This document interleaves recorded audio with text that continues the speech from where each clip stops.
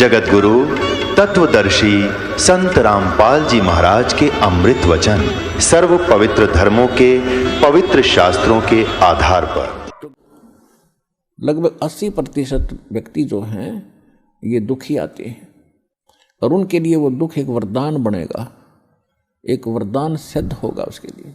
तो आपके लिए प्रार्थना है कि परमात्मा पर विश्वास रखना और कुछ समय देना भगवान को। और दूसरी बात यह है कि आज जो प्रसंग चल रहा है कि लाखों वर्ष सतयुग में आपने लाख वर्ष का जीवन भी प्राप्त हुआ और वो भी थोड़ा लग गया, मरने लगे जब न सोची कि और भी भगवान थोड़ा सा समय दे दे। त्रेता में हजारों वर्ष का रहा, द्वापर में भी 800-900 वर्ष तक जीवन रहा है जीव का, और कलयुग में अब 60-70-80 वर्ष हम मुश्किल से जी पाते हैं, 90 वर्ष हद कोई पकड़े मुश्किल से। अरे ये तो थोड़ा मानना है कोई बड़ी बात नहीं, हमने लाख वर्ष का भी जीवन थोड़ा माना और वो भी अंत हुआ। ये जीवन तो अंत होगा ही होगा, ये तो फाइनल समझ लो, ये तो आपने पता है इस बात का, लेकिन मरना हम चाहते नहीं। वो बात अलग है कि अभी नहीं, अभी नहीं। जो मर चुके हैं वो भी ये सोचा करते अभी नहीं। कति स्वस्थ व्यक्ति और खूब फैक्ट्री लाग रही, लाखों करोड़ों अरबों रुपए की कमी नहीं, अपने ही हेलीकॉप्टर से मृत्यु को प्राप्त हो गया एक्सीडेंट होने से, और अब क्या बनेगा, गधा बन के घूम रहा होगा। मृत्यु वो भी गया, या मृत्यु कोई अचंभा नहीं है, ये तो यूनिवर्सल ट्रूथ है। लेकिन इस मृत्यु को से बचने के लिए अब तरीका है, मालिक की शरण में आओ। कबीर ये तन जाएगा, सके तो ठहर ला, एक सेवा कर सतगुरु की, फिर गोविंद के गुण गा।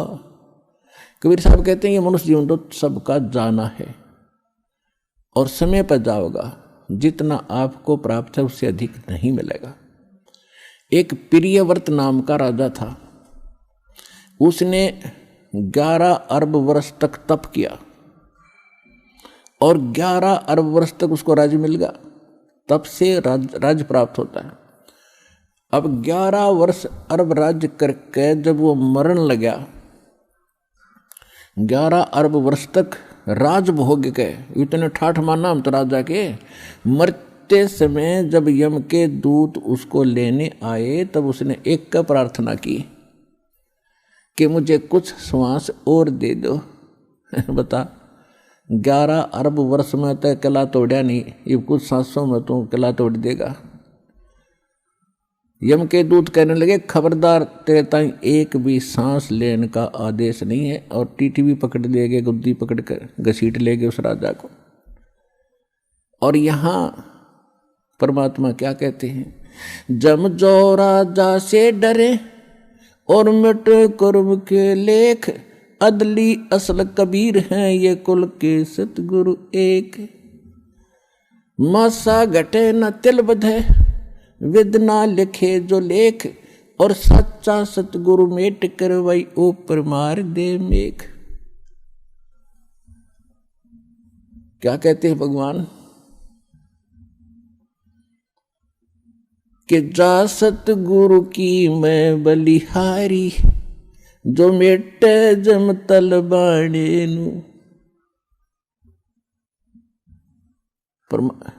क्या बताया भगवान ने अपनी महिमा में कि उस सतगुरु पर बलिहारी जाऊं जो यम के तलबाने यानी तलब किया जाए यम के दूतों, यमराज के द्वारा जिसको बुलाया गया है, और यम के दूत लेन आगे कहते हैं उसको वापस कर दे, भाग जाए यहाँ से, जा ये नहीं आएगा, ये हमारा बच्चा है, तुम इसके निकट नहीं आ सकते। यानी उसकी उम्र बढ़ा दी, कर्म की रेख काट दी, मिटा दी, वो अंत था वो समाप्त कर दिया, और आपकी आयु एक्सटेंड कर दी, बढ़ा दी। अब आप बालक हो, आपको मालूम नहीं कि कितना कीमती है मनुष्य जीवन, एक सांस की क्या कीमत है। कबीर साहब कहता हूँ कहीं जात हूँ और कहूँ बजा के ढोल, श्वास जो खाली जात है वही 3 लोक का मोल। मनुष्य जीवन का श्वास, कितनी कीमत है इस श्वास की। और हम इसको कैसे बर्बाद कर रहे हैं। और उस श्वास को प्रियव्रत ने प्रार्थना की कि, और भगत भी था वो पहले जीवन में, तो नहीं मिला, एक श्वास भी नहीं मिला। और यहाँ आपको इतने श्वास बढ़ा देगा, आपकी गिनती भी नहीं होगी। तो ऐसा समर्थ भगवान आपको मिल गया है।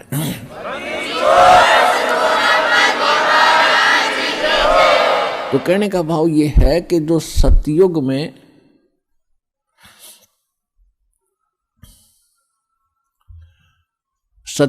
जो पुण्यात्मा आप ही में से फिर क्या जो पार नहीं हुए वो यहीं भटक रहे होंगे, और सतयुग में फिर जन्मे, वो पुण्य खत्म हुए। जितने पुण्य खत्म हो जाएंगे उसी प्रकार वातावरण बदलता जाएगा संसार का। सतयुग में क्या था, इतना मजबूत शरीर होता था, पृथ्वी के ऊपर फल लदपद रहते थे, और बाग बगीचे बहुत गुणे, बनों के बन, केलों के बन, आमों के बन, यानी अंगूरों के बन ऐसे होते थे। और ये जो अन्न है, गेहूँ बाजरा ज्वार, जैसे सामक आपने देखा अपने आप उग जाता है, अपने आप परिपक्व हो जाता है, ऐसे खड़े रहा करते। कोई अभाव नहीं था, लाए तोड़ के और झाड़ के धर दिए और पका के खाओ और भक्ति करो, कोई काम नहीं था। फिर धीरे धीरे पुण्य समाप्त हुए, वो सुविधाएं भी कम होती चली गई, त्रेता में आए। त्रेता में आपको हजारों वर्ष का जीवन जीने को मिला, वो भी थोड़ा रहा, क्योंकि मृत्यु अच्छी चीज नहीं है। और यहाँ कंपलसरी, यहाँ तो अच्छी चीज रहेगी ही नहीं। और हम यही डिमांड करते हैं कि हमें अच्छी चीज मिले और कभी समाप्त ना हो। अब बेटा बेटी हुए, हम कितने खुश हैं, बिल्कुल सही है। और हम अपने बच्चों के साथ रहें, कितने अच्छे लगते हैं। इन्हीं के लिए हम सारा दिन मजदूरी करते हैं, मेहनत करते हैं, इनको सुखी रखना चाहते हैं। और ये मृत्यु हो जाती है 1 मिनट में, बच्चे ही मर जाते हैं, बाप माता पिता दोनों मर जाते हैं इकट्ठे ही, पूरा परिवार नाश हो जाता है। तो व्हाट इज दिस? यो लोक है, ये संसार है जहाँ आप रह रहे हो। ठीक है, अभी तक आपको ये पता ही नहीं था कि इसके अतिरिक्त भी कोई स्थान है, तो ये भगवान ने आके बताया है। और कुछ अपने गवाह भी तैयार करके वो कच्चा काम नहीं करते, अपना उन्होंने गवाह भी तैयार करके जिन महापुरुषों को उस स्थान पर लेकर गए जो सुख में सथल है। गीता अध्याय नंबर 18 के श्लोक नंबर 62 में कहा कि अर्जुन, तू सर्वभाव से उस परमेश्वर की शरण में जा, उसकी कृपा से तू परम शांति को और सनातन परम धाम को प्राप्त होगा। परम शांति वहाँ होगी जहाँ मृत्यु नहीं है, और जहाँ मृत्यु है वहाँ शांति किसी। अब चाहे प्रधानमंत्री बन रहा है बाप, और बेटे का तकलीफ हो जा या एक्सीडेंट हो जा, जब वो सुनता है ना एक्सीडेंट हो गया, कलेजा न्यू करे उसका, और क्या हुआ, जब न्यू कह लेना बच गया, जब शांति हो है। तो यहाँ कोई जीवन है या शांति है? हम सोचें राजा सुखी, पूरी पृथ्वी का राजा भी महादुखी है इस लोक के अंदर। तो सुख कहाँ है वो बता दिया भगवान ने कि सतलोक में है, जहाँ आप पहले रहा करते थे। उस सुख को आप यहाँ खोज रहे हो। जो बूरा की मंडी में सुख था वो नमक की मंडी में नहीं हो सकता। उस कीट को, उस कीड़े को जो खांड की बोरी से उठकर और किसी ने उठाकर नमक की बोरी मंडी में डाल दिया, तो वहाँ सारा एक वही है, लेकिन कलर एक जैसा है। तो ये काल जो है ये भगवान जरूर कहलावा है, लेकिन ये भगवान नहीं है, ये सुखदाई नहीं है। तो उस सतलोक की और यहाँ की एक जैसी रचना है। ऐसे मनुष्य वहाँ है, ऐसी सृष्टि जो की तू है। आप पहले वहाँ रहा करते थे, चींटी से लेकर हाथी तक जितने भी असंख्य प्राणी हैं यहाँ पर, वो इतना बड़ा लोक है। और आप एक परिवार की वहाँ इतनी स्थान है, ऐसे हरे भरे बाग, ऐसे सदाबहार बाग आपके आंगन में लगे रहते हैं। बड़े बड़े महल हैं तेज पुंज के बने हुए, जैसे यहाँ मिट्टी है 5 तत्वों से बना सारा कुछ, पेड़ भी पौधे, वहाँ 1 तत्व से बने, नूर तत्व से। और उसको छोड़कर आप यहाँ आ गए, आप यहाँ खोज रहे हो सुख के, काम करूँ नहीं और सुख गणा हो, बैठे बैठे सारा कुछ मिल रहा है, ये तो वहाँ मिल जाएगा। तो इसकी नकल काल न करा कि स्वर्ग और महास्वर्ग, अब वहां आपको बैठों को जरूर मिलेगा स्वर्ग महास्वर्ग में, लेकिन पूंजी आपकी खत्म हो रही है। और वहां पूंजी बिल्कुल खत्म नहीं होती, क्योंकि आप अपने बाप के घर पर होगे। बाप के घर पर कोई किराया थोड़ा देना पड़ता है, वो परम पिता है हमारा। तो वहां तो यहाँ स्वर्ग में जो पूंजी खत्म हो जाएगी, आपको फिर पृथ्वी पर पटक देगा झाड़ा लेकर के, आपको चूस कर आपके पुण्यों को खत्म करके यहाँ पटक देता है। और वहाँ कभी पुण्य खत्म होते ही नहीं। जो प्राणी वहाँ जाएगा वो पुण्यों से इतना परिपूर्ण पुण्य हो जाएगा इस भक्ति सत्य भक्ति से, और फिर अपने भगवान के पिता के घर चले जाएंगे। फिर वहाँ समस्याएं समाप्त हो जाती है। तो ये कहने का भाव ये है कि इस लोक की तुम इच्छा कम करो, यहाँ की सुविधाओं से भी मुंह मोड़ो थोड़ा सा। जितना ज्ञान आपको होता जाएगा उतना ही आप यहाँ से उल्टे हटोगे, तभी उस परमात्मा के निकट पहुँचोगे। यदि आप यहीं की कार कोठियों की डिमांड करते रहे भगवान के आगे, तो आपका मूल काम फिर रह जाएगा। परमात्मा आपको वो वस्तुएं अवश्य देगा जो कलयुग में ज़रूरी है। कलयुग में क्या ज़रूरी है?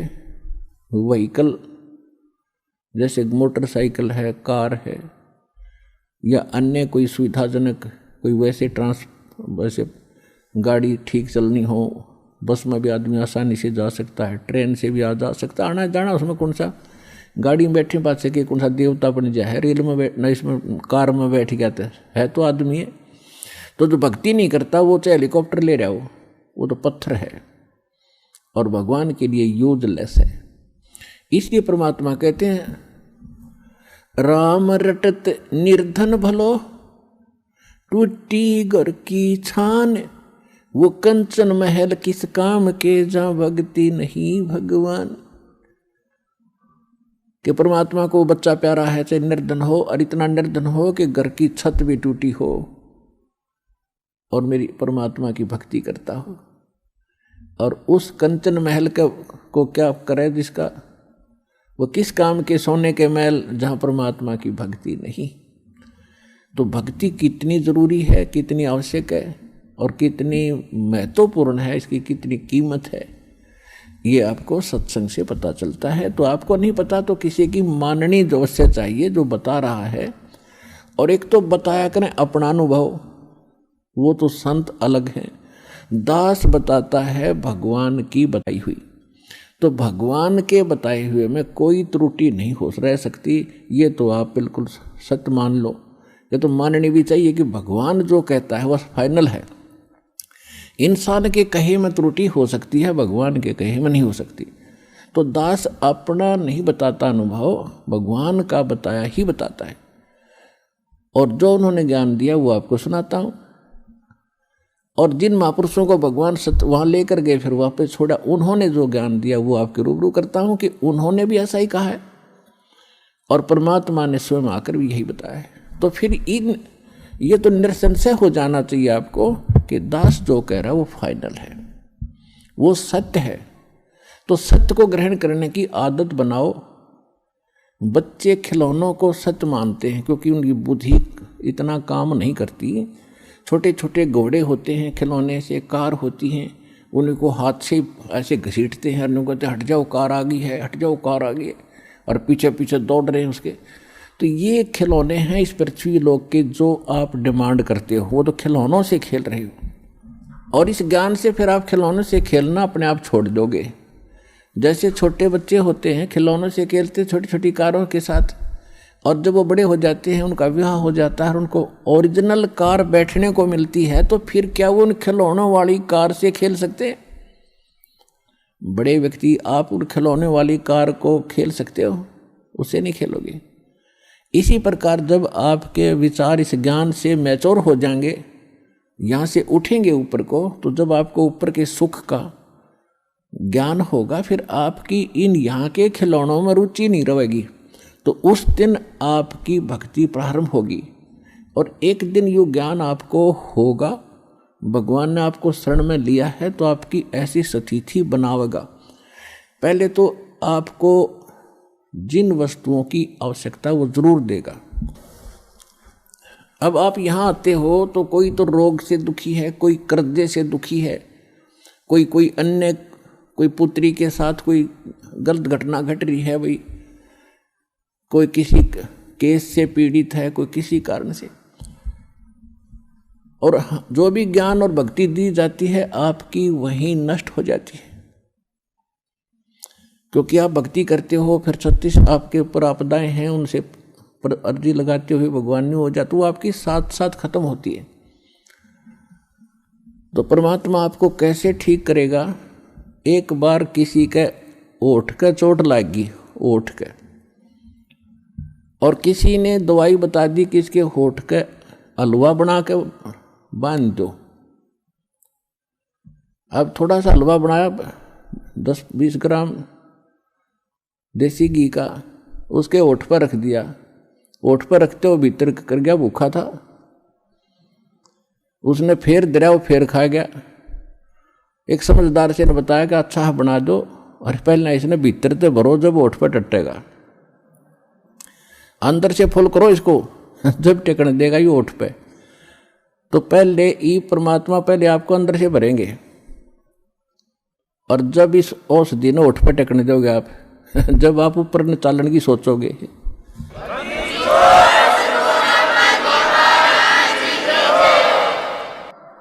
अर्थात आपकी यहाँ की जो रिक्वायरमेंट है, दाता आपके दुख हैं पहले इन्हें ठीक करेगा, और ठीक होके फिर आप गफलत कर जाते हो। इतना भी मालिक को मालूम है, आप चाहे मानो या ना मानो।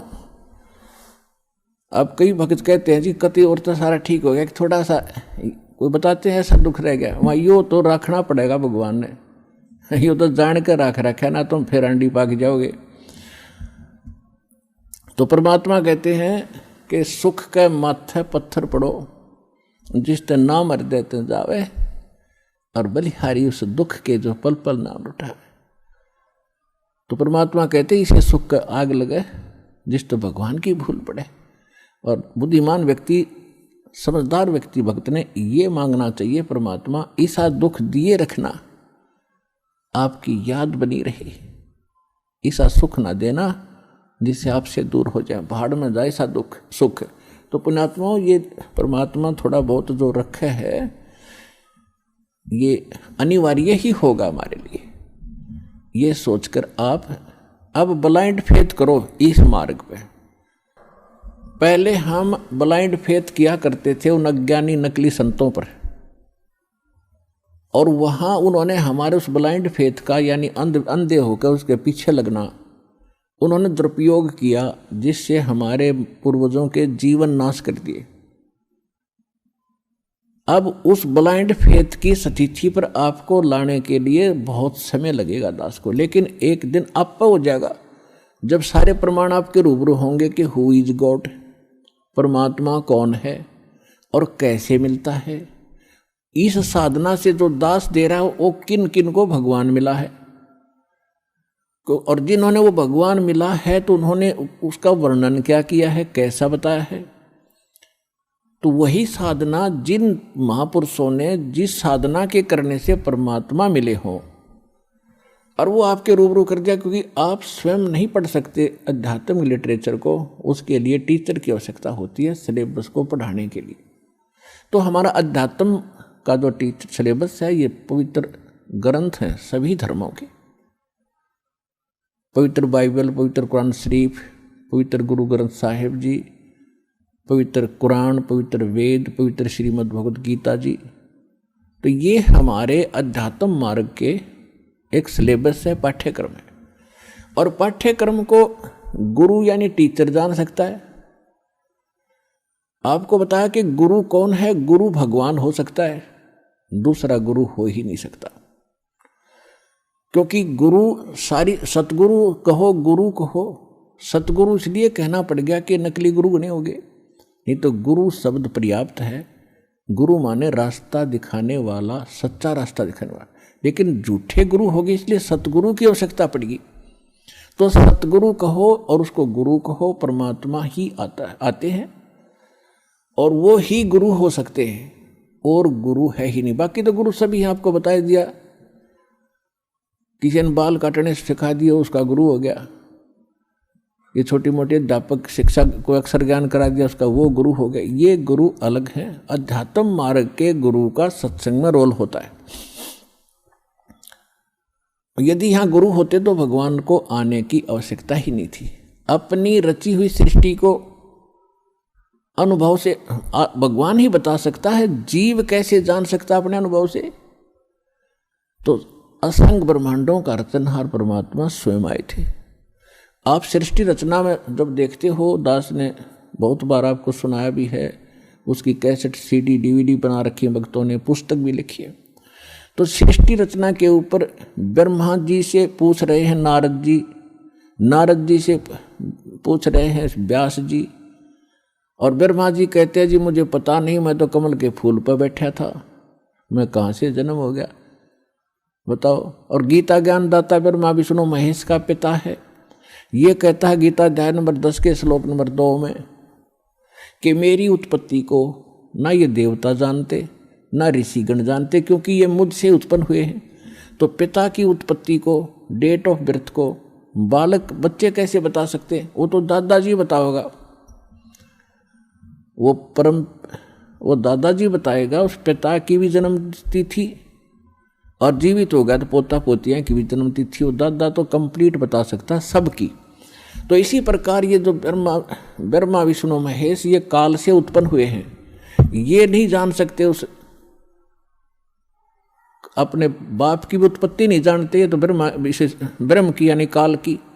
और परम पिता परमात्मा जो सबका पिता है, सबका दादा है, सबका रचनहार है, कबीर भगवान, उसने आकर इनकी सबकी डेट ऑफ बर्थ बता रखी है, इनकी उत्पत्ति बता रखी है, इंक्लूडिंग सरपुरुष, अक्षर पुरुष और ब्रह्मा विष्णु महेश तक की और सभी की।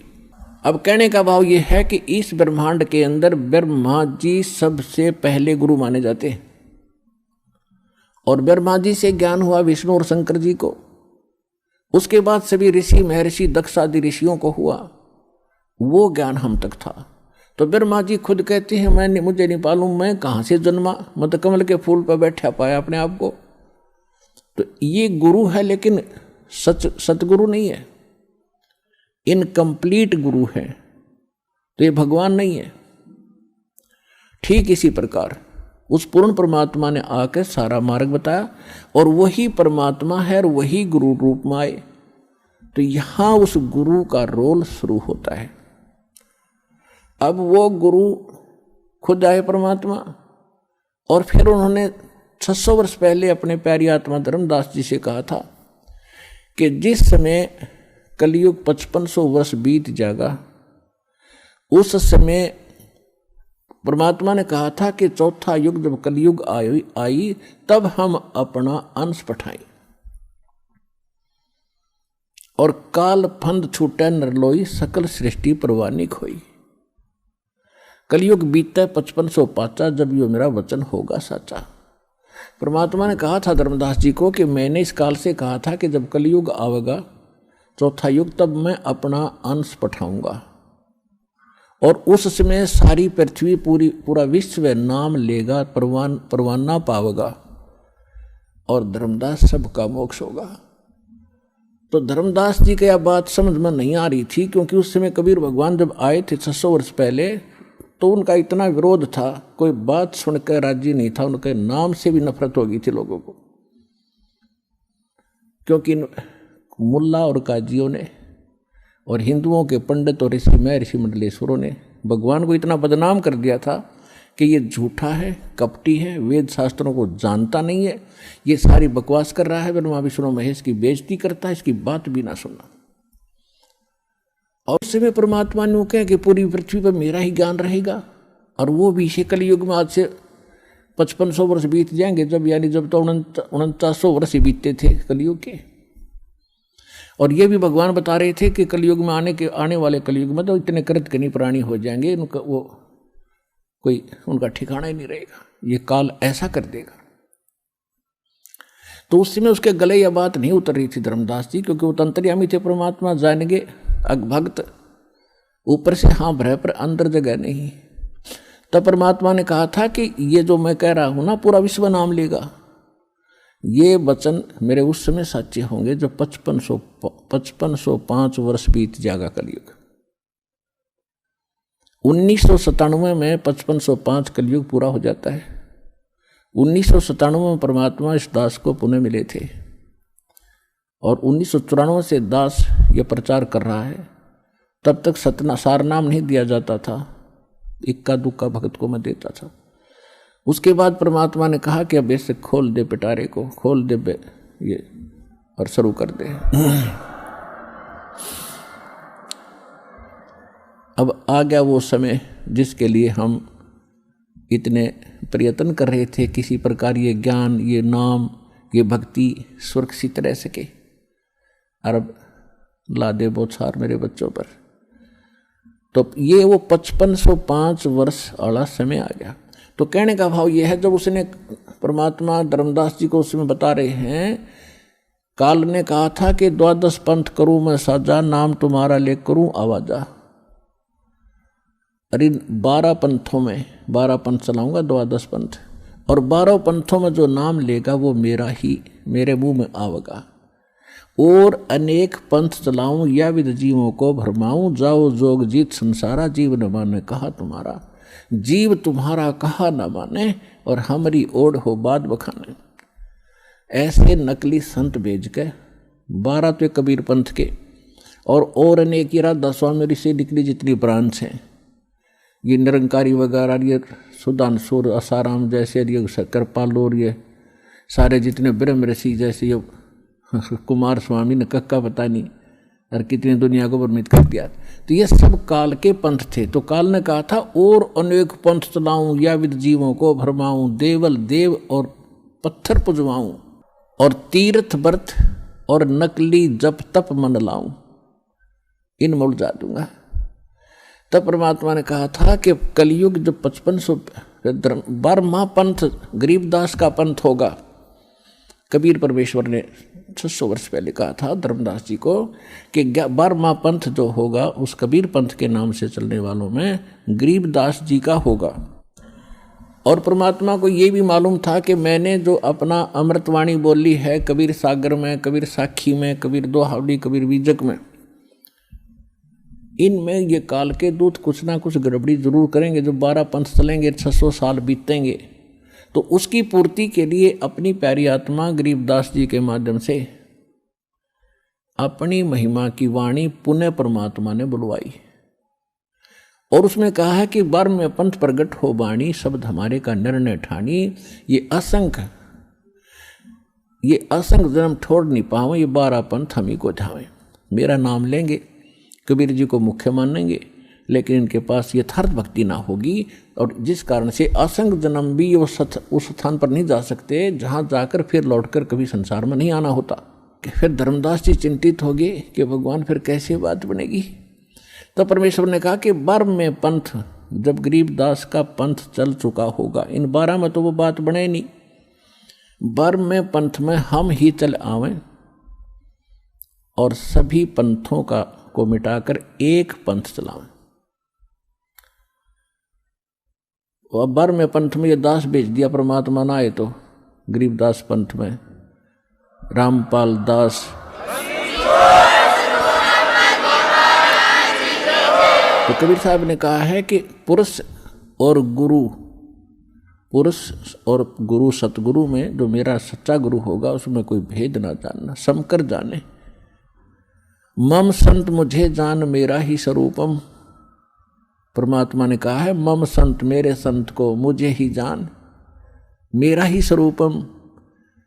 तो गुरु और सतगुरु, गुरु परमात्मा, सतगुरु परमात्मा स्वयं होते हैं, सतगुरु कहो चाहे गुरु कहो। और फिर पृथ्वी पर वही सतगुरु होता है जो उसका कृपा पात्र, और या वो स्वयं ही आते हैं।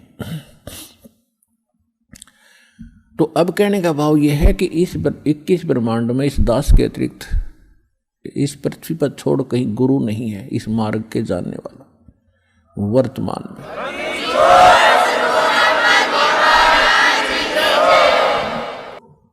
अब हम वहीं आते हैं जहां से प्रसंग शुरू हुआ था। भाई गुरु बिन माला फेरते, गुरु बिन देते दान, गुरु बिन दोनों निष्फल हैं, चाहे पूछो वेद पुराण। गुरु गोविंद दोनों खड़े, काके लागू पाए, बलिहारी गुरु अपना, जो गोविंद दियो मिलाए।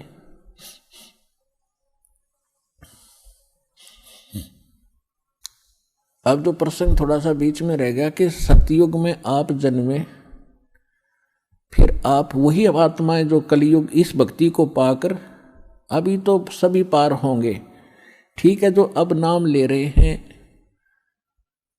जो अब नाम लेकर दृढ़ता से लग गए, तो इस जन्म में पार हो जाओगे, ये सत्कर मान लेना। कहते हैं जीवन तय थोड़ा भला, जय सत्य सुमरण हो, और लाख वर्ष का जीवन वही लेखे दरे न को। जीना तो थोड़ा ही भला, चाहे किसी जैसे वृद्ध आदमी हो गए, और इनको तो मालूम है कि कभी भी हमारी यहाँ से बात बिगड़ सकती है, तो इन तक घनी भक्ति करनी चाहिए। ठीक है, थोड़ा बहुत कष्ट बुढ़ापे में घना बढ़ जाता है, लेकिन मालिक साथ रहेगा, आपके रोगों को भी दूर करेगा, भक्ति योग बनाकर रखेगा। जब आपको शरण में लिया है तो ये परमात्मा ही, ये पत्थर न चला दे, पत्थर को बुला दे, और झोटे तो मंत्र करवा दिए, तो हम तो इंसान हैं, बहुत आसान है हमारे लिए तो सब कुछ करना। तो कहने का भाव ये है कि ये ना सोचें, कई भक्त चिंतित हो जाते हैं कि देखो, एक भक्त रो रहा था कि सत्संग सुन के उसका लगभग 70 वर्ष की उम्र हो गई थी, और प्रथम बार ने बोला मैंने अपने जीवन में ज्ञान आज सुना, अब सत्संग तो मैं नफरत करा करता। देख फूटे भाग हमारे, रागनी होती हो, कहीं गाने बजते हों, सांग होता, वहाँ तो हम बढ़िया बात मानते हैं, और जब सत्संग हो रहा है उन्होंने कहना वहाँ नहीं जाना, वहाँ घटिया आदमी जाते। इसका कारण क्या रहा कि नकली संत, बात तो बताओ, भगवान की काम करे सारे खोटे, जिस कारण से बदनाम संत हो गए। इसलिए लोगों परमात्मा काल ने तो सारे बात बिगाड़नी थी, किसी प्रकार ये परमात्मा के सच्चे संत के पास पहुँचना, जारी न रास्ता ना मिल जाए, यूँ तो इस ताक में रहता है कि कोई भी बाधा पैदा करनी पड़ो, यो सारी कर रहा है। तो समाज में एक ऐसी धारणा बना दी कि सत्संग में तो नकली बेकार से आदमी जाते हैं, निकम्मी औरतें जाती हैं, और बाकी चाहे पत्थर की तरह पूजते रहो, माता पूजाओ कि तो मंडी पूजते रहो, धक्के खा लो, उड़स ठीक है, वहाँ ठीक है। तो ये सब काल प्रेरणा। तो कहने का भाव ये है, तो वो वृद्ध चिंतित हो गया और रो बैठ के आंसू पड़े, कहने लगा महाराज जी मेरा क्या बनेगा। मैंने तो पहली बार सुना ये ज्ञान आज, मैं तो घनी नफरत मान्या करता इन संतों से, और मुझे नहीं मालूम था इतनी बढ़िया बात। और मेरा तो जीवन नाश हो लिया, सारी उम्र पशु की तरह कमाया हूँ। 4 किले जमीन, एकड़ जमीन थी, 16 किले बना दिए मैंने अपने बच्चों के लिए, 2 बच्चे हैं, और आज ये अपना ठाठ से रह रहे। लेकिन आपके ज्ञान से पता चला मैंने अपने लिए तो कुछ ना किया, अब मैं कैसे कर पाऊंगा, मैं तो कभी भी मर जाऊंगा। उसकी बुरा हाल देखा तो मैंने उसको समझाया कि अभी तक कुछ नहीं बिगड़ा आपका। अब जैसे कुएं में बाल्टी गिरती हो, पहले बहुत गहरे गहरे कुएं हुआ करते, 100-150 फुट नीचे तक, और खोद कर बना करते, उसे जल निकालने के लिए एक लंबी रस्सी, नेजू बोलते हैं उसको, नेजू होती थी, उसका बाल्टी बांध करके कुएं में डालते थे, एक लकड़ की पुली सी बनाकर उसके ऊपर डालकर ऐसे खींचा करते थे। वो कई बार गलती से हाथ से छूट जाती, उधर लंबी तो बहुत लंबी होती थी, 100-150 फुट दूर तक खींच कर ले जाते थे, वहाँ छोड़ देते थे। उधर से उसने कुएं में डाल दी, जो वहाँ खड़ा था या नहीं था, वैसे अपने आप भी करना पड़ जाता ऐसे कई बार, और उधर से हाथ से छूट गई। तो वो क्या करती थी, रस्सी, बाल्टी नीचे जा रही है कुएं में, और रस्सी हाथ से छूट गई, और वो भी आगे धीरे धीरे सरकती जा रही है,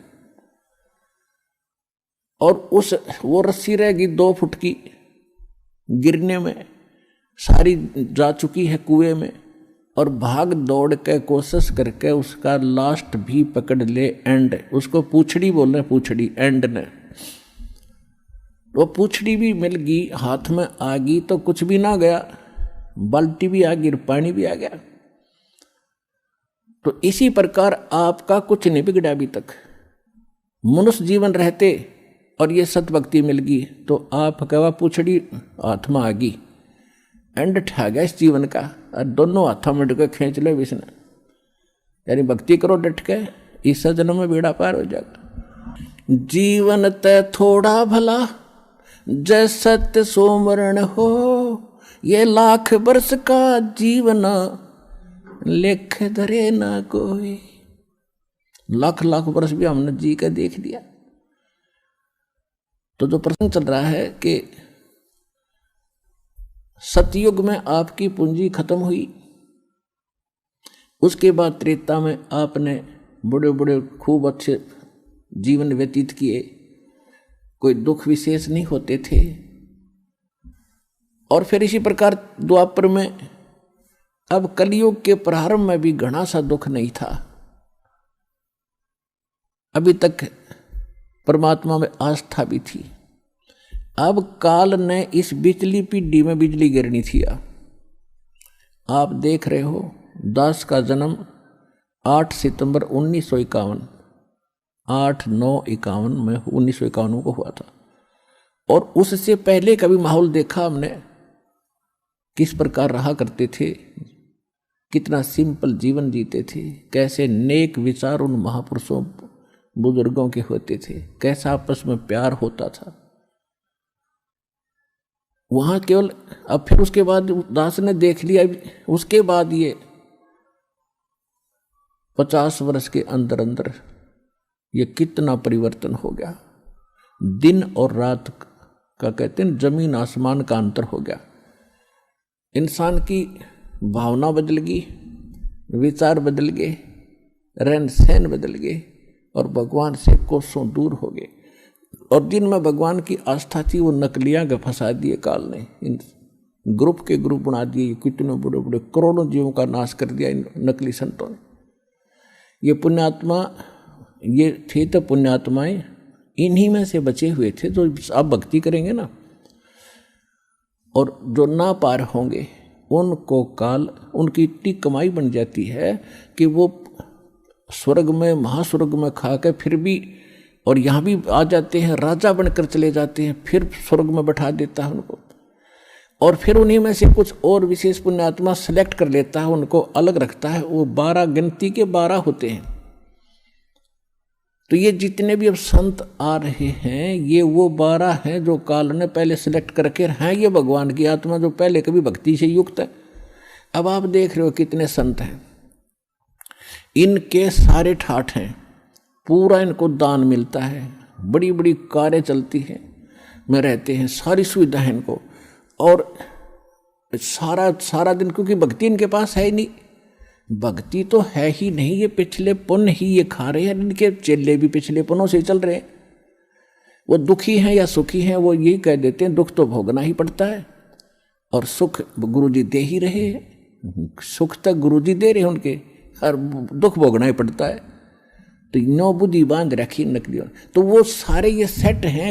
एक आधा चमत्कार अपने आप किस्मत का, जैसे हम हनुमान पूजा करते, श्री विष्णु जी की पूजा करते थे, और तकरीबन चमत्कार हो रहे थे, यानी सुख हो रहे थे। भाई शिक्षा ग्रहण करी, सर्विस लगी, ब्याह हो गया, बेटा बेटी होगी, और सुथरी रोटी मिल गई। तो हमने सोच रहे थे भगवान, ये श्री हनुमान जी की मूर्ति दे रही है। अब पता चला।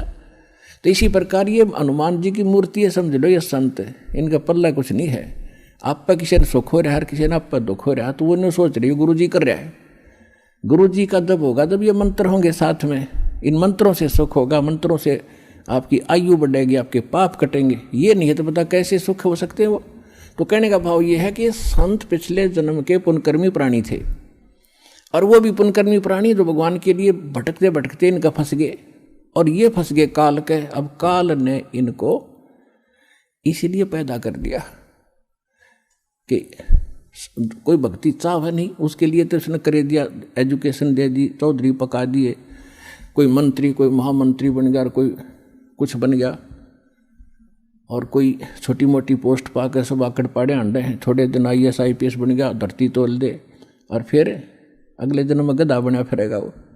तो ये जो अकड़ आ गई या कमजोरी काल ने पैदा कर दी। तो जो भक्ति नहीं चाहते हो तो खाओ धक्के, और जो भक्ति चाहते हो काल के पक्के, क्योंकि उन दूतों का फंस गए। अब परमात्मा ने कहा था कि काल ने कहा था कि 12 पहले अंश हमारे जाही और पीछे अंश तुम्हारा जाए। जब परमात्मा का, कबीर भगवान का और इस काल का अनुबंध हुआ था, इसने बहुत विनय की थी कि 3 युगों में जीव ना ले जाना। तो परमात्मा को भी मालूम था कि 3 युगों में ये ले जाने योग्य हुए को नहीं, क्योंकि इनके पिछले पुण्य कर्मों की बैटरी चार्ज रहेगी। और ये मैं भक्ति बताऊंगा उसने मानना को नहीं। ये जो भक्ति कर रहे हैं ये सोचे इसी से सुख हो रहा है, ये हो रहा था उनके पुण्य कर्मों से होता रहेगा। जिस कारण से ये त्रेता सतयुग त्रेता में ये कत्ती नहीं मानना है। और काल राजी कर दिया, ठीक से भाई 3 युगों में तू कर ले जो तूने करना है। फिर चौथे युग में इसने कहा था कि चौथा युग में पहले मेरे हंस जा, मेरे दूत जावें और पीछे तेरा आवे। परमात्मा बोले या भी मान ली तेरी जा और बोल। परमात्मा को पता था यदि मैं पहले भेज दूंगा अपने हंस ने तो वो सारी सच्ची कहेगा, फिर ये काल के दूत जाएंगे वो ये बताने लग जाएंगे, भिन्नता कहाँ रहेगी। तो काल ने इसलिए उसको आदेश दे दिया। काल ने ये सोचा था कि सा कंडम कर दूंगा, इन इतना बना ऐसा बना दूंगा या तो भक्ति करने जोगे रहेंगे नहीं, कोई शराब में, कोई सुल्फा, कोई अफीम, सारे अड़ंगे पर लगा दिए। जो भक्ति करते हैं वो कोई पत्थर पानी पूजन पर ला दिए, या नकली संता का फंसा दिए। तो काल ने यह चालाकी करी थी कि पहले अंश मेरे जाही और पीछे अंश तेरा आई। तेरा जो दास से दाता वो बाद में आवे, पहले मेरे जाले अगजा, पहले तेरे चले जाएंगे। परमात्मा को पता था कि वो नकली संत जितने काल के दूत जाएंगे उन्हें ज्ञान तो है नहीं, इनके भगवान ने ज्ञान नहीं, तो वो ज्ञान क्या करेंगे, बकवास गढ़ेंगे। तो वो बकवास घड़ घड़ के ज्ञान बता बता के उनकी कई पीढ़ी जा चुकी होंगी और उनकी पुस्तक बन चुकी होंगी, उनके ज्ञान की DVD बन चुकी होगी। तब मेरा दास जाएगा और उनको परमात्मा ने कहा था, उनका सुनियोजित तरीका था। ऐसे इंस्ट्रूमेंट कलयुग में मालिक ने बनवाए हैं, ये प्रोजेक्टर, टेलीविज़न, हाथों हाथ सच्चाई देगा मेरा दास जा करके। उन नकलियों के दिखाएगा नकली अनुभव और सदग्रंथों को दिखाएगा कि जिन महापुरुषों को मिले उन्होंने ये भक्ति की, यही हमारे सदग्रंथ बताते। तो 1 मिनट में उन सब की खाल तार कर रख देगा। सब बच्चे मुझे पहचानेंगे और मेरे पास आ जाएंगे फिर छोड़ छोड़ के।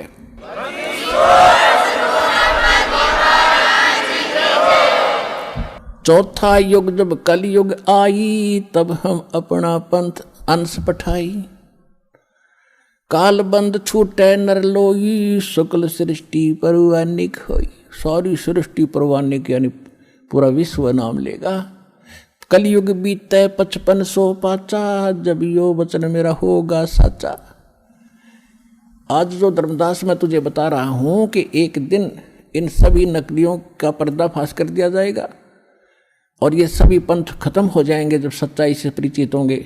सब मजहब के लोग भी सत्य को स्वीकार करके पूरा मानव एक होगा और भक्ति करेंगे और इन प्रमाणों से इतने प्रभावित होंगे, फिर वो सभी नाम लेंगे, पूरा विश्व नाम लेगा।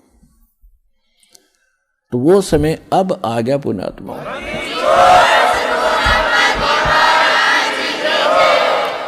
अब क्या है कि जो भी किसी पंथ से जुड़े थे या कोई अपनी परंपरागत साधना कर रहे थे, घर की पूजा होती है, उनको करते करते आज आपकी क्या हालत हो चुकी है।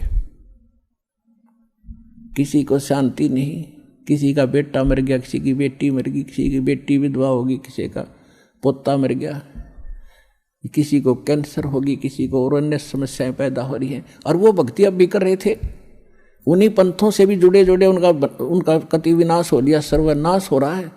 अब राधा स्वामी पंथ से, धन सतगुरु पंथ से, आसाराम से, इन सब से, ये कुमार स्वामियों के वहाँ भटक गए और उनसे कोई लाभ ना मिला, कति सर्वनाश हो लिया। अब यहाँ रो रहे हैं अब कोस रहे हैं उनको कि हमारा जीवन खो दिया 20-20, 30-30 वर्ष। अब क्यों, कैसे संतोष होगा उन पुण्यात्माओं के, एक अनमोल जीवन को नाश हो गया। अब तो पता नहीं था उनको अभी तक कि इतनी कीमत है इस मनुष्य जीवन की। यहाँ आने से पता चलेगा ये कितना कीमती है। और अब यहाँ आते हैं और कोई कहता जी मैंने 20 वर्ष हो गया राधा स्वामी में था, इतने दुख गिनवाता है, मुझे भी रोना आने को हो जाता है। और फिर उसको कहा जाता तू वहाँ 20 वर्ष खो दिए, अब यहाँ 20 महीने या साधना करके देख ले, तेरे वारे न्यारे ना हो जाते, बेशक कद्दे छोड़ दिए।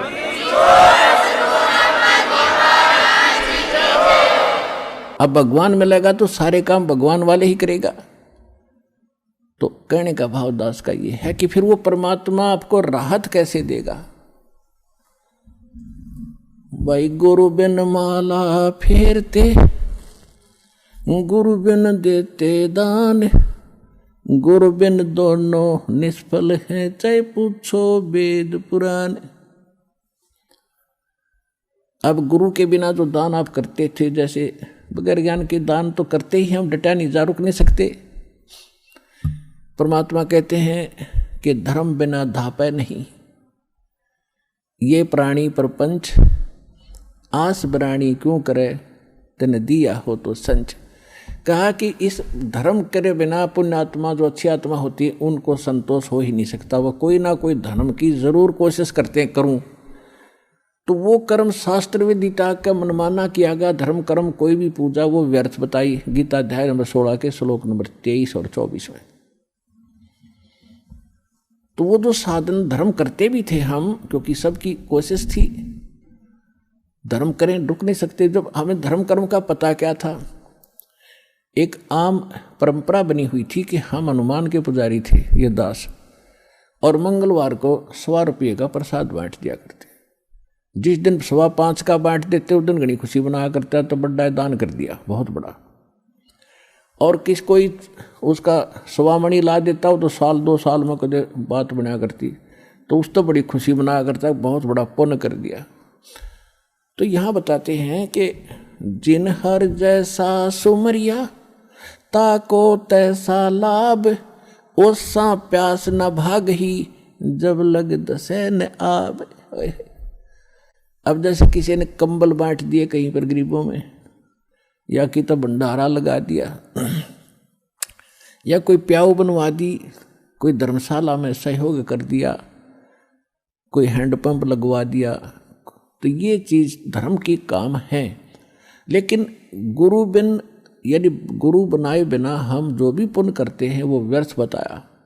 और फिर ये भी कहा है कि जैसे कर्म करेगा वो सारे ही मिलेंगे। अगर यदि आपने पक्षियों को दाने भी डाले हैं वो भी आपके पुण्य में लिखा जाएगा। आपने जानबूझ के कोई चींटी भी मार दी वो आपके पाप में लिखा जाएगा। और जब तक गुरु धारण नहीं करते जितने भी जीव हिंसा आपकी होती है वो आपके पाप कर्मों में ही लिखी जाती है। तो कहने का भाव ये है कि पाप तो ढेर सारे हों डेली, और पुण्य कभी कभी कर पाते हो आप, जिसको आप पुण्य मानते थे बिना गुरु के। अब ये भी कहा कि जैसे कर्म करेगा वैसा फल देगा भगवान, ये भी पक्की बात है। अब फिर ये भी कहा है कि गुरु बिन माला फेरते, गुरु बिन देते दान, गुरु बिन दोनों निष्फल हैं, पूछो वेद पुराण। तो अब गुरु के बिना जो दान करा वो व्यर्थ है। उधर कह रहे हैं कि जो किया वो मिलेगा ही मिलेगा। तो इसके पीछे एक राज है, इसको अध्यात्म ज्ञान कहते हैं।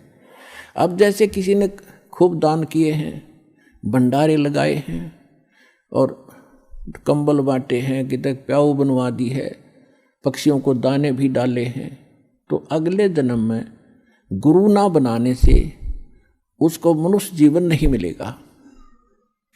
नेक्स्ट जीवन मान लीजिए वो कुत्ता बन गया अगले जन्म में। और कुत्ता बनकर आप देखते हो आजकल एक कुत्ते के लिए कितनी फैसिलिटीज दी जाती हैं उस सेठ साहूकार के द्वारा जो कुत्ते को पालता है। अलग से उसका रूम होता है, कमरा, और उसमें एसी लगे हैं, कूलर भी लगा, पहले कूलर लगाते थे, आजकल एसी लगाए जाते हैं उनके लिए। और उसके खाने को भी बहुत अच्छा भोजन मिलता है। दिन में नौकर नवाते हैं, खूब सैर सपाटे कराते। और फिर क्या होता है, गाड़ी में वो कुत्ते का मालिक तो ड्राइवर बनता है और कुत्ता मालिक की सीट पर बैठकर ऐसे गर्दन निकाल कर बाहर देखता चलता है ठाठ से। अब उस कुत्ते ने पिछले जन्म में बिना गुरु किए दान धर्म किए वो मालिक ने दे दिए उसको। आम व्यक्ति को भी वो सुविधा उपलब्ध नहीं है जो उस कुत्ते को उपलब्ध है।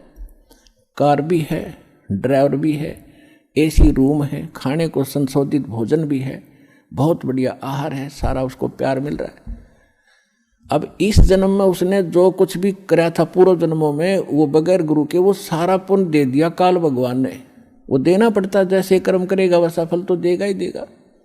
लेकिन वो सुविधा मिली कुत्ते के जीवन में, और नेक्स्ट जीवन उसका सूअर का होगा। हाँ बताओ, फिर उसने कौन रखा गाड़ी और कारों में अलग रूम बना के। अब क्या मिलेगा उसको। और यदि उस पुण्यात्मा ने गुरु धारण किए होते और फिर दान करता, या तो पार हो जाता, अर्नी मनुष्य जीवन मिलता, ये सुख भी मिलते, और मनुष्य जीवन में फिर भगवान आगे संभालता। उसका नियम है, जो जन मेरी शरण है ताका हूँ दास, और गेल गेल लाग्या फिरूं जब तक धरती आकाश। आज ये दो ही विषय है सत्संग के, कि एक तो एक बार जो मालिक की शरण में आज आ गया और उसका अकाउंट खुल गया। जैसे कोई रोगी है और डॉक्टरों ने जवाब दे दिया और यहाँ आ गया। वो यदि आते आना नहीं था, वो तो कति फांसी लग गई, सारी तरफ से रास्ते बंद हो लिए, तब यहाँ आ गया। ये भी सौभाग्य उसका, उसको नाम मिल गया। अब जो इस उद्देश्य से आते हैं कि हमारा व्यक्ति ठीक हो जाए, फिर अच्छी बात है, और वो नाम ले गया, उसने भक्ति कर ली और उसकी मृत्यु होगी, तो वो उसका परमात्मा का बच्चा हो गया। अब आपको ये भी बताया था कि इस मंत्र, प्रथम मंत्र के लेने से और कुछ जाप करने से बहुत से मानव जीवन प्राप्त करने योग्य कर्म बन जाते हैं आपके। तो उसकी मृत्यु के तुरंत बाद, मृत्यु भी होगी तो एक कमीज बदल का होगा, कुर्ता पजामा, आते फिर भक्ति मिलेगी। और ऐसे घर में जन्म लेगा जो पहले से ही भक्ति पर लगे पाओगे उसको। तो हम तो अपने स्वार्थ को काउंट करते हैं कि ये और जीवन धंधा करे, कमावे, और यदि जब इसका कोई इलाज नहीं होता, कितना प्यारा बेटा हो, बेटी हो, और वो रोगी हो जाती है, ट्रीटमेंट करा के हम थक लेते हैं, तब आप ही कहते हैं भगवान इसकी माटी संगवा ले।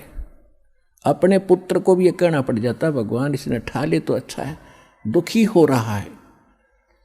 अब जब तो भगवान ठावा नहीं हो तो काल ठावेगा बगैर नाम के। तय नाम लेकर जब ठा भी लिया तो भगवान ने ठावेगा फिर उसने, और फिर दोबारा जन्म देगा मनुष्य का। तो पिछले सारे पाप नाश करके उसको नए सिरे से भक्ति प्रारंभ करके उसके 2 जन्म में पारे कर देगा परमात्मा। तो कितना बड़ा पुण्य है, कितना बड़ा बेनिफिट आपको प्राप्त हुआ। दूसरी बात यह है कि यहाँ आने वाला चाहे कति सब जगह से हार चुका हो, और सच्चे समर्पित भाव से, क्योंकि परमात्मा आत्मा का साथी है, इस मन का साथी नहीं है। मन तो ऊपरले मन तो हाँ भरा करे, और आत्मा रो के हाँ भरती है। और रोगी जिस दिन हाँ भर के नो सच्चे दिल तो रो के नो कहेगा भगवान जीऊँ इतना आपकी भक्ति करूँगा, और कोई इसके बाद बकवास नहीं चलेगी, पक्की गारंटी है। तो तुरंत सुनता है और रोज फर्क होना शुरू हो जाता है। तो इस तरह की समर्पण वो जब करेगा जब उसको ज्ञान होगा।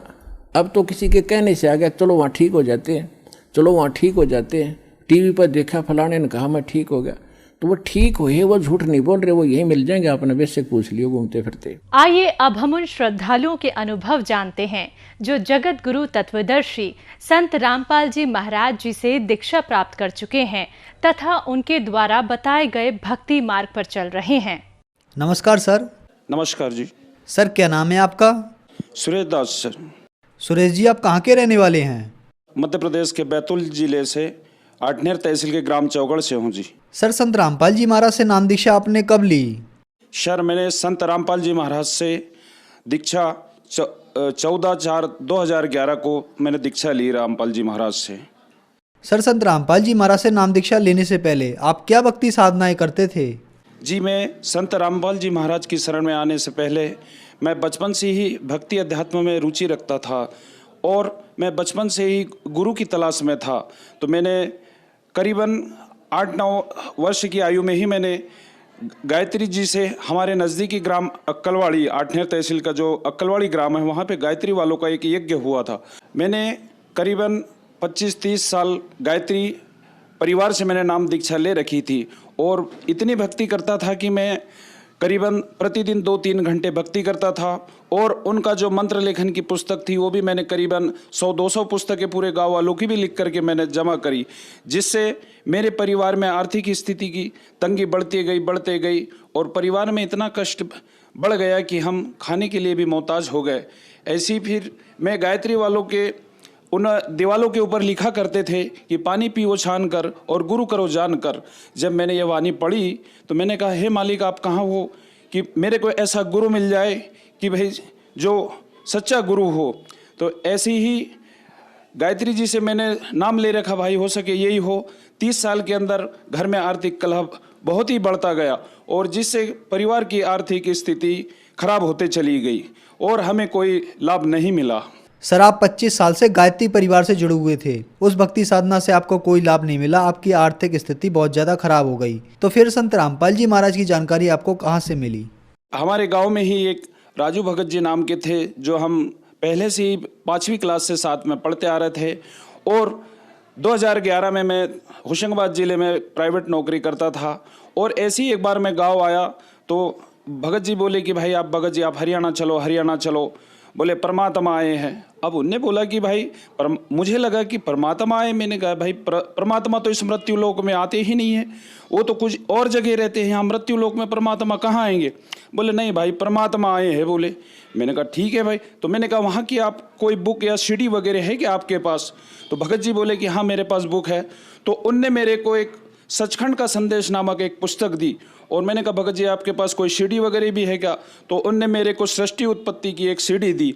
अब जैसे ही मैं उसी दिन मेरे को अपनी ड्यूटी पर जाना था तो भगत जी मैंने बस के अंदर जब वो पुस्तक खोली सचखंड का संदेश, अब उस पुस्तक के 1 या 2 पन्ने पढ़े, भगत जी मेरे रोंगटे खड़े हो गए और मैं वैसे ही मेरी आत्मा में एकदम से कटारे चढ़ गए। मैंने कहा जो चीज़ मैं खोज रहा था, जो कि मेरे को 30 साल गायत्री परिवार में रहते हुए भी मेरे को नहीं मिला। और जैसे मैंने उसके एक सचखंड का संदेश नामक पुस्तक थी जो संत रामपाल जी महाराज द्वारा लिखित हुई थी, मुझे वो 2011 में संत रामपाल जी महाराज जी के शिष्य द्वारा मुझे प्राप्त हुई। और वह पुस्तक पढ़ने के बाद मुझे यह लगा मेरी आत्मा को कि यह सही संत है, नाम लेना चाहिए। और मैं उन भगत जी के साथ संत रामपाल जी महाराज के आश्रम सतलोक आश्रम बरवाला गया। और जैसे ही वहाँ गया मुझे लगा कि मैं तो यहाँ कभी पहले आया हुआ था, ऐसी कुछ आत्मा को मुझे लगा। और मैं गया और मैंने 14/4/2011 को संत रामपाल जी महाराज जी से नाम दीक्षा लिए। तो क्या सर संत रामपाल जी महाराज से नाम दीक्षा लेने के बाद आपको कुछ लाभ भी प्राप्त हुए? जी, लाभ तो यदि मैं गिनाना चाहूँगा तो भगत जी काफ़ी लाभ हुए हैं, लेकिन मैं आपको कुछ मुख्य लाभ अवश्य गिनाना चाहूँगा। सबसे पहले तो हमारे सारे परिवार में लोग हम सभी भक्ति गायत्री जी की करते थे। मेरे घर में हमारी माता जी जो थी उनके अंदर एक प्रेत बाधा वास किया करती थी। जब भी गांव के अंदर कोई आरती भजन या कोई ऐसा सत्संग वगैरह जस वगैरह होता था तो हमारी मम्मी घर में नाचने कूदने लग जाती थी और बाल बिखेर लेती थी। और हमारे पापा जी बहुत नाराज़ होते थे, वो बोलते थे आप ये क्या कर रहे हो, ये क्या कर रहे हो। हमारे पापा जी ने उनको बहुत बार तांत्रिकों के पास भी ले गया। गाँव में जो ये साधु संत होते हैं जो घरेलू जो टोटके टामने वो जो प्रेत बाधा वगैरह होती है वो सुधारते हैं, उन लोगों के पास भी ले गया, जिनसे काफ़ी धन की हानि हुई और घर में आर्थिक स्थिति बहुत खराब हो गई। यह हमारी मम्मी को प्रेत बाधा, वो तो हम जब से जान रहे थे, करीबन मेरी भी उम्र 30-32 साल हो गई थी, लेकिन वो प्रेत बाधा ज्यों की त्यों बनी हुई थी। और मैं संत रामपाल जी महाराज जी के आश्रम में मैं और मेरा परिवार गया। इसके बाद मैं अपनी माता राम को भी संत रामपाल जी के आश्रम सतलोक आश्रम बरवाला लेके गया। और जिस दिन से उनको नामदान संत रामपाल जी महाराज जी से दिलवाया, उस दिन से आज तक उनके शरीर में कोई प्रेत बाधा नहीं रही। और सर जी दूसरा लाभ ये था कि मेरी आर्थिक स्थिति बहुत खराब हो चुकी थी। जिस दिन से मैंने संत रामपाल जी महाराज जी से नाम लिया, और भक्ति स्टार्ट की, उसी दिन से घर में इतने सुख होने चालू हो गए कि भगत जी अब क्या बताए। सबसे पहला तो जैसे ही मैंने नाम लिया संत रामपाल जी महाराज से, सबसे पहले मालिक ने मेरा मकान बनवाया और इसके बाद मेरा छोटा मोटा सा दुकान किराने का काम स्टार्ट हो गया। इसके जरिए मालिक की दया से, संत रामपाल जी की दया से मेरा गल्ले का बिजनेस छोटा मोटा चालू हो गया। इसके बाद अभी पिछले साल ही मैंने परमात्मा की दया से एक नया ट्रैक्टर खरीद लिया। संत रामपाल जी महाराज जी ने इतने सुख दे दिए कि मैं कभी अपनी ज़िंदगी में सोच भी नहीं सकता था। आज मेरे गांव वाले भी आठनेर तहसील के जो चौकड़ ग्राम हैं, वो भी लोग तारीफ करते हैं कि भाई आप लोग उतना हमारे इतना मेहनत भी नहीं करते हो, ये नहीं करते हो, और आपकी बरकत ही बरकत हो रही है। बोले आप ये क्या हो रहा है? मैंने कहा भाई हमने संत रामपाल जी महाराज से दीक्षा ले रखी है और वो परमात्मा सच्चिदानंद घन ब्रह्म की भक्ति बताते हैं और उनकी भक्ति से हमको लाभ मिल रहा है। एक बार क्या हुआ कि मैं अपने खेत पे गया हुआ था और हमारे खेत के ऊपर 10-15 पेड़ चिरौंजी के दाने के पेड़ लगे हुए हैं, तो घर में वो चिरौंजी पकी हुई थी। भगत जी मैं पेड़ के ऊपर चढ़ा तो मुझे सुबह से ऐसा एहसास हो रहा था कि मैं कहीं गिर न जाऊं। तो मैंने अपनी कमर के अंदर भगत जी रस्सी या अपनी वो चराट बोलते हैं हम, जो गाड़ी बैल कसते हैं उससे, तो उससे अपनी कमर बांध ली और पेड़ के ऊपर चढ़ के मैं पेड़ की कटाई भी करी और वो चिरौंजी भी तोड़नी चाहिए। अब जैसे मैं नीचे उतरने को हो रहा, मैंने रस्सी खोल दी, ऐसी मेरे को जो ऊपर से पटका तो भगत जी मैं नीचे गिर गया और मुझे ऐसा लगा कि मेरी रीढ़ की हड्डी सीधे कंधे के पीछे से बाहर निकल गई। उतने में रामपाल जी महाराज जी ने दर्शन दिए और संत रामपाल जी महाराज ने कहा बेटा सतनाम का जाप करो, तुरंत जाप करो। गुरुजी तुरंत आए वहाँ पे रामपाल जी महाराज और उन्होंने कहा कि सतनाम का जाप करो। मैंने जाप किया, मेरे को 15-20 मिनट के अंदर होश आ गया। देखा तो गुरुजी वहाँ नहीं थे। अब वहाँ से जैसे ही मैं गया और परतवाड़ा महाराष्ट्र के अंदर एक उबाड़ा हॉस्पिटल है, वहाँ पर जब मुझे ले गया इलाज के लिए, तो जैसे ही मुझे बेहोश किया और मैंने डॉक्टरों से कह रखा था कि भाई मैं ये जो मेरा हाथ आप देख रहे हो, जो थोड़ी रीढ़ की हड्डी थोड़ी फ्रैक्चर दिखाई दे रही होगी, इसका इलाज करवाने के लिए गया हुआ था महाराष्ट्र उबाड़ा हॉस्पिटल में। तो उनसे मैंने कहा कि डॉक्टर साहब आप मेरे को पूरी तरीके से बेहोश करिएगा, मैं वैसे आपको सीधा नहीं करने दूंगा। उन्होंने कहा कि ठीक है भाई साहब, आपको पूरी तरीके से हम सुन्न करेंगे। अब जैसे उनने मेरे को सुन किया, ये जो मैं नज़ारा देख रहा था, ये नज़ारा मेरी आंखों से ये पर्दा हट गया और संत रामपाल जी महाराज एकदम से मेरी आंख बंद हुई और मुझे अंधेरा सा लगा और रामपाल जी महाराज एकदम से ऊपर से इतने स्पीड में आए तेजो शरीर के साथ, बोले चल बेटा मैं तेरे को दिखा के लाऊं ऊपर से स्वर्ग लोक और भी अन्य लोग। तो मैंने कहा देखो गुरुजी आए, जय बोलो बंदी छोड़ की, देखो गुरुजी आए, जय बोलो बंदी छोड़ की। सारे हॉस्पिटल के डॉक्टर और नर्स कहने लगे भाई हमारे जीजा श्री गए होते जो हरम में निवास करते हैं वहीं महाराष्ट्र से, उनको साथ में लेके गए थे। तो उनसे वो डॉक्टर नर्स पूछे भाई बोले क्या ये मेंटल है क्या? बोले इनको होश नहीं होने के बाद भी ये चिल्ला रहे हैं। बोले देखो भाई जय हो बंदी छोड़ की। बोले ये बंदी छोड़ क्या है? बोले तो जो हमारे जीजा जी थे वो मेरे को बाद में बता रहे थे कि बोले वो उनके गुरु संत रामपाल जी महाराज है और वो उनकी जय कार्य लगा रहे हैं। तो डॉक्टर बोले अच्छा, बोले हम तो मान रहे थे बोले कि ये मेंटल है। अब गुरुजी मेरे को लेके गए। अब जैसे ऊपर जा रहे थे तो यहाँ से मुझे सारा स्वर्ग लोक बैठे ही संत रामपाल जी महाराज ने दिखा दिया, देख ले बेटा ये सारा ऊपर का नज़ारा। अब जब मैंने देखा तो इतनी झिलमिल एक ऐसे यहाँ से डायरेक्ट सीढ़ी मुझे सीधी सीढ़ी दिख रही थी। अब वो सीढ़ी इतनी तेजोमय थी कि सोने और चांदी की जैसे उसमें से चमक निकल रही थी। अब गुरुजी बोले बेटा चलो। गुरुजी ने मेरे एक तरफ बाह पकड़ी और बोले बेटा चलो मैं आपको घुमा। अब जो वो सीढ़ी थी 5 या 6 फीट चौड़ी थी भगत जी, उसके दोनों तरफ यम के दूत खड़े थे हर 5-5 फीट के ऊपर। अब जैसे वहाँ से संत रामपाल जी महाराज ऊपर लेके जा रहे थे तो सीढ़ी के ओर पैर नहीं लग रहे थे और जैसे जैसे आगे बढ़ रहे थे यम के दूत मुझे मारने के लिए झपट रहे थे और उस समय मैं गुरुजी से चिपक रहा था। तो गुरुजी कह रहे थे संत रामपाल जी महाराज कि बेटा आप नाम जाप करो, ये आपके ऊपर अटैक नहीं करेंगे। जैसे ही मैंने नाम जाप चालू किया वैसे वो झपट तो रहे थे लेकिन मार नहीं रहे थे। जैसे तैसे ऊपर तक गुरुजी ने ऊपर ले गए, संत रामपाल जी महाराज ने वहाँ ले गए। मुझे यम के दूतों ने पकड़कर लाइन में खड़ा कर दिया। अब जब मैंने आगे देखा तो एक बॉयलर की तरह एक बहुत विशाल भयानक बॉयलर था और उसमें बहुत तेज अंगार जल रही थी। अब उस लाइन के सारे लोग उसी में जा रहे थे, मुझे भी पीछे लाइन में खड़ा कर दिया।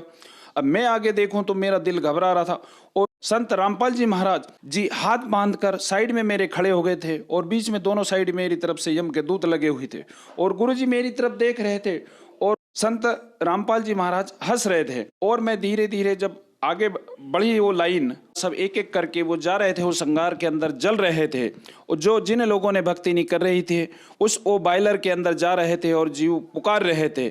और मुझे भी उसी लाइन में लगा रखा था। जब मेरी बारी आई और जैसे ही मुझे यम के दूत धकेलने लगे, गुरुजी ने मुझे बाह पकड़ के बाहर खींच लिया उस लाइन से और बोले, बेटा आप सतनाम का जाप करना था, जो मैंने आपको मंत्र दिया था। ठीक है, आज मैं यहाँ पर था तो आपको बचा लिया। देखो ये लोग कैसे जा रहे हैं, जिनने भक्ति नहीं करी, देखो कितनी इनकी दुर्दशा हो रही है। बेटा ये आपको दिखाने के लिए मैंने यहाँ लाया है। और गुरुजी ने मुझे वहाँ से, संत रामपाल जी महाराज ने मेरी बाह पकड़ के बाहर निकाल लिया और बोले, बेटा ऐसे विषम परिस्थिति में जो मैंने नाम दिया है आपको उसका जाप करना चाहिए। संत रामपाल जी महाराज ने मुझे ऊपर ले गए, सारे लोग दिखा के मुझे वापस शरीर में छोड़ दिया और कहा कि बेटा नाम का सुमरन किया करो, और नहीं तो अगर मैं उस दिन नाम गुरुजी से दीक्षा अगर लिए नहीं होता तो यम के दूत मेरे प्राण उस दिन हर लिए जाते थे। आज मैं संत रामपाल जी महाराज की दया से आप लोगों के समक्ष सही सलामत, और कोई ऐसे मुझे बीमारी, कोई ऐसे हाथ में दर्द नहीं है और एकदम सही सलामत आपके सामने खड़ा हूँ मैं। और मेरा सारा परिवार आज संत रामपाल जी महाराज की शरण में है और नाम दीक्षा लेकर आज भक्ति कर रहा है और सारा परिवार सुखी है। सर, संत रामपाल जी महाराज से नाम दीक्षा लेने के बाद आपको लाभ ही लाभ प्राप्त हुए, तो जो श्रद्धालु आज आपको देख रहे हैं, आप उन्हें क्या संदेश देना चाहेंगे? सर, मैं उनको संदेश तो क्या दे सकता हूँ, लेकिन मैं मेरे जिले वासी और मेरे तहसील वासी जो आठनेर तहसील से रहते हैं, बैतूल जिले में रहते हैं, उन सभी से करबद्ध प्रार्थना करता हूँ कि जो भी आज तक आपने ज्ञान सुना है वो शास्त्रों में प्रमाण नहीं है। मैंने भी आप ही की तरह 30 साल गायत्री में बिताए और भी अन्य पंथों में मैं जाते रहा, देवकीनंदन ठाकुर जी के भी पास जाते रहा, जिनने मुझे मैं और मेरी पत्नी दो के उनने 2500 रुपये बोले। मैंने जो सिवनी बिलट देव में आए थे, मैं उनके पास गया, उनने पैसे की मांग करी तो मैंने उनसे दीक्षा नहीं ली। उसके बाद से मैं हताश हो गया। फिर मुझे संत रामपाल जी महाराज की बुक मिली और मैंने इनसे नाम लिया। तो ऐसे ही मैं सभी भक्त समाज से आज करबद्ध प्रार्थना करना चाहता हूँ कि आप भी इन नकली धर्म गुरुओं संतों के चक्कर में ना पढ़ो। अपने पास परमात्मा के इतिहास गवाह है, उन सबको पढ़ो। और आज समस्त समाज जो जगत है सभी शिक्षित है और अपनी शिक्षा का उपयोग करके अपने शास्त्रों में सारे ज्ञान को जो रामपाल जी महाराज आज बता रहे हैं उसको मिलान करिए और रामपाल जी महाराज से भक्ति करके अपना जीवन सफल बनाइए। सर, संत रामपाल जी महाराज से नाम दीक्षा कैसे ले सकते हैं? जी, संत रामपाल जी महाराज के कई 12 या 13 टीवी चैनलों के ऊपर प्रतिदिन सत्संग चलता है। उसके नीचे पट्टियाँ चलती है जिसमें नामदान केंद्रों के नंबर दिए हुए हैं और भक्तों के कुछ नंबर दिए हुए हैं। आप जिस भी जिला या देश के अंदर रहते हो या प्रदेश के अंदर रहते हो, संत रामपाल जी महाराज का सत्संग चल रहा है, आप उन नंबर पर फोन करके अपने ही जिले में आप संत रामपाल जी महाराज जी से दीक्षा प्राप्त कर सकते हो। धन्यवाद सर। सत साहेब जी।